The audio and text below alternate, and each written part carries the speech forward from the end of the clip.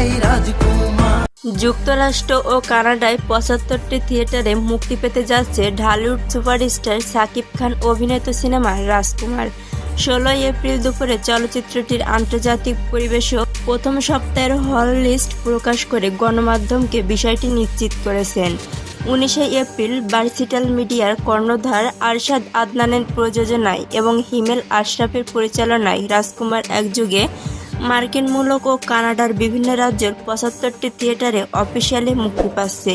এই প্রসঙ্গে গণমাধ্যমে প্রযোজককে আরশাদ আদনান জানান, যুক্তরাষ্ট্র ও কানাডা দিয়ে রাজকুমারের বিশ্বভ্রমণ শুরু হতে যাচ্ছে। একে একে বিশ্বের ৪০টি দেশে মুক্তি দেওয়া হবে রাজকুমার। ১৬ এপ্রিল বিষয়টি জানিয়ে নিজের সোশ্যাল হ্যান্ডেলে হল লিস্ট প্রকাশ করেছেন শাকিব। সেই সঙ্গে রাজকুমার দেখার আক্রমণ জানিয়ে অভিনেতা লেখেন, ঈদুল ফিতরের মুক্তির পর সারা দেশের